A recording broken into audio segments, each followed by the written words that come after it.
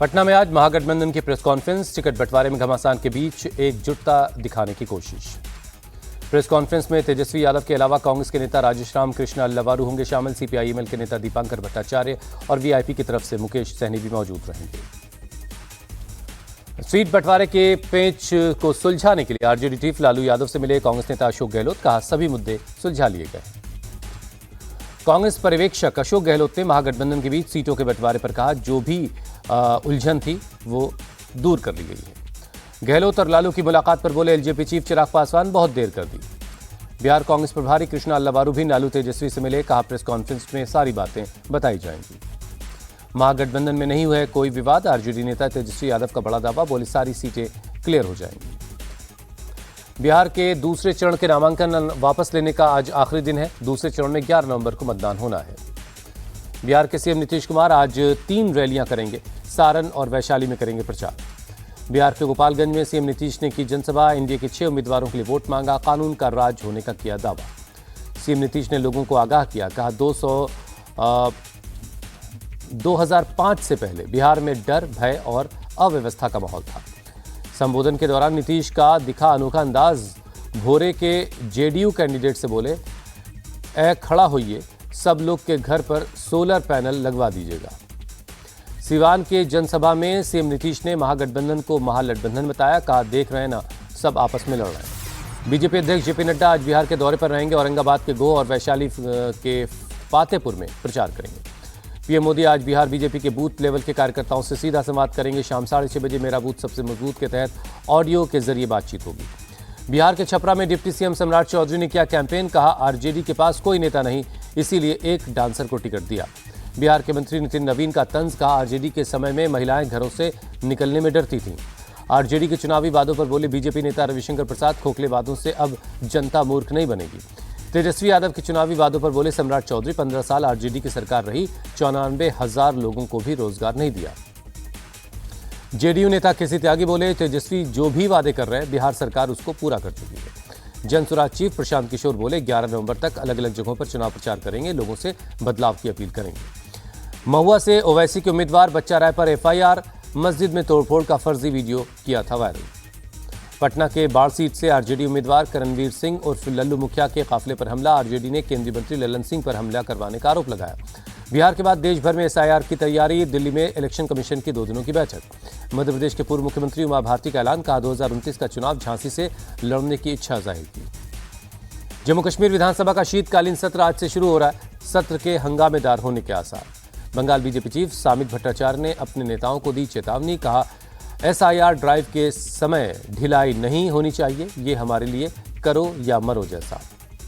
National politics में अपनी भूमिका पर बोले देवेंद्र फडणवीस, दिल्ली अभी दूर है, फिलहाल 2029 तक महाराष्ट्र का सीएम हो। लोकल बॉडी इलेक्शन में महायुति चुनाव लड़ेगी और जीतेगी, शिवसेना चीफ एकनाथ शिंदे का दावा। महाराष्ट्र सपा चीफ अबू आसिम आजमी बोले, बीएमसी और स्थानीय निकाय चुनाव अकेले लड़ेंगे। महाराष्ट्र कांग्रेस के नेता भाई जगताप अपने बयान पर अडिग। कहा, ये सबकी राय है कि कांग्रेस अकेले चुनाव लड़े। भाई जगताप बोले, पॉलिटिकल अफेयर्स कमेटी भी ये कह रही है, लेकिन टॉप लीडरशिप का फैसला आखिरी होगा। मुंबई कांग्रेस चीफ वर्षा गायकवाड़ ने जगताप के बयान को बताया निजी। कहा, अभी ऐसा कोई फैसला नहीं हुआ है।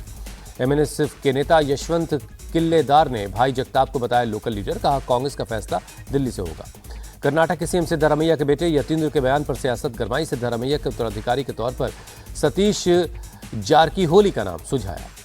सिद्धारमैया के बेटे के बयान पर बोले कर्नाटक के उप मुख्यमंत्री डीके शिवकुमार। कहा, मुख्यमंत्री और मैंने पहले ही बता दिया है कि हम पार्टी के फैसलों का पालन करेंगे। मलेशिया में रविवार से होने वाले आसियान शिखर सम्मेलन में पीएम मोदी वर्चुअली शामिल हो सकते हैं। सम्मेलन में विदेश मंत्री एस जयशंकर के शामिल होने की संभावना है। गृहमंत्री अमित शाह आज गांधीनगर में विधायकों के फ्लैट का उद्घाटन करेंगे। 247 करोड़ की लागत से 216 फ्लैट तैयार हुए हैं। आज से 2 दिन के राजस्थान दौरे पर रहेंगे रक्षा मंत्री राजनाथ सिंह। लोंगेवाला में भारत पाकिस्तान बॉर्डर पर जवानों से मुलाकात करेंगे। ऑपरेशन सिंदूर के बाद पहली बार नौसेना कमांडर्स की conference, AI make in India और इंडो पैसिफिक विजन पर चर्चा हुई। लेफ्टिनेंट कर्नल बने ओलंपियन नीरज चोपड़ा, रक्षा मंत्री राजनाथ सिंह और थल सेना प्रमुख ने दी उपाधि। छत्तीसगढ़ देखेगा भारतीय वायुसेना का शौर्य गाथा। 5 नवंबर को रजत जयंती महोत्सव के दौरान होगा सूर्य किरण एरोबैटिक शो। कांग्रेस प्रवक्ता शमा मोहम्मद ने सरफराज खान को टीम इंडिया में नहीं चुने जाने पर उठाया सवाल। एआईएमआईएम प्रमुख ओवैसी ने भी सरफराज के नहीं चुने जाने पर सवाल किया।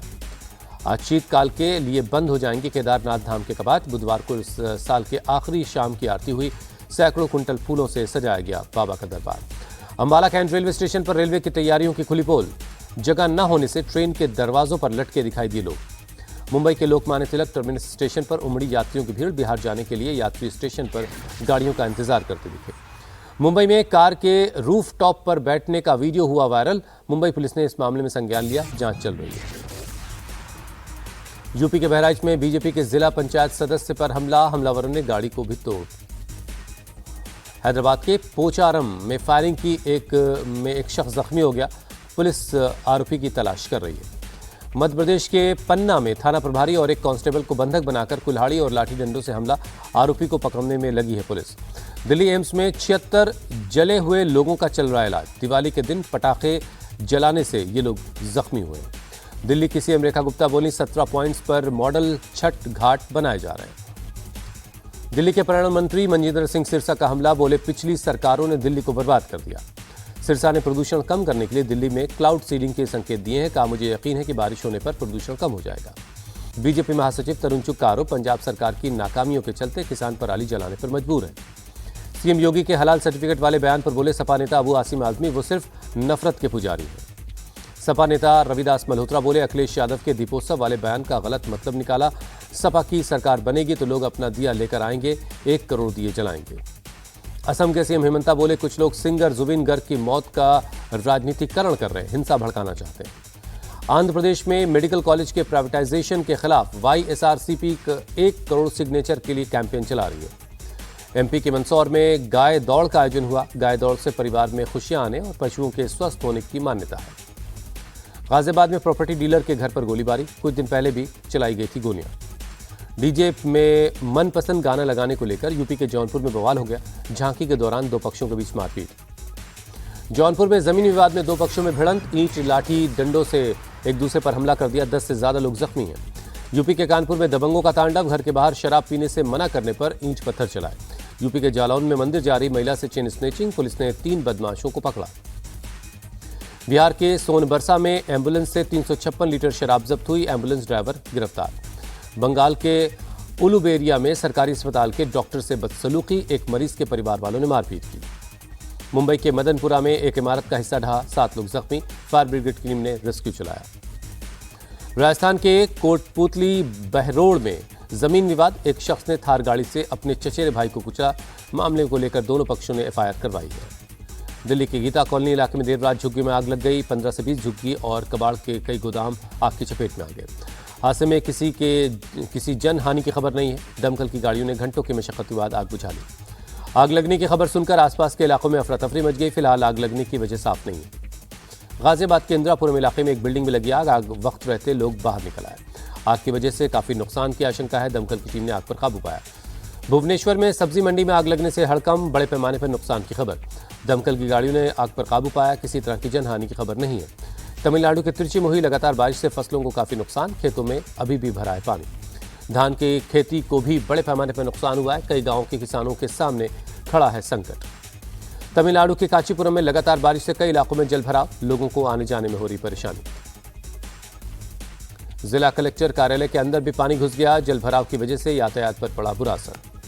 दिल्ली के मंत्री कपिल मिश्रा और सांसद मनोज तिवारी पहुंचे सोनिया विहार। छठ पूजा की तैयारियों का जायजा लिया। जम्मू में केंद्रीय मंत्री डॉक्टर जितेंद्र सिंह ने अपने निर्वाचन क्षेत्र की टॉपर छात्राओं को बांटे लैपटॉप। सभी को दिवाली की शुभकामनाएं दी। भारत और ऑस्ट्रेलिया के बीच दूसरा वनडे आज एडिलेड में सुबह 9 बजे खेला जाएगा मैच। 3 मैचों की वनडे सीरीज में 1-0 से टीम इंडिया पिछड़ गई है। सीरीज में बने रहने के लिए भारत को आज जीतना जरूरी है।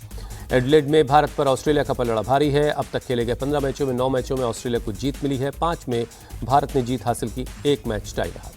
एडिलेड में 6 साल बाद होगी भारत और ऑस्ट्रेलिया की टक्कर। इससे पहले मुकाबले में विराट कोहली की शतक के दम पर भारत ने 6 विकेट से जीत हासिल की थी। टीम इंडिया के बल्लेबाजी कोच सितांशु कोटक ने रोहित और विराट को लेकर दिया बयान। बोले, रोहित और विराट की पास काफी अनुभव है। ऑस्ट्रेलिया आने से पहले की पूरी तैयारी की थी। विमेंस वर्ल्ड कप में आज भारत के लिए करो या मरो का दिन। सेमीफाइनल की दौड़ में बने रहने के लिए हर हाल में न्यूजीलैंड पर जीत जरूरी है। मुंबई में दोपहर 3 बजे से खेला जाएगा मैच। वर्ल्ड कप में सेमीफाइनल की दौड़ में भारत, न्यूजीलैंड और श्रीलंका के बीच कड़ा मुकाबला। पॉइंट्स टेबल में तीनों टीमों के 4-4 अंक हैं। विमेंस वर्ल्ड कप में ऑस्ट्रेलिया की 6 मैचों में 5वीं जीत, इंग्लैंड को 6 विकेट से हराया। ग्रुप में ऑस्ट्रेलिया टॉप पर है।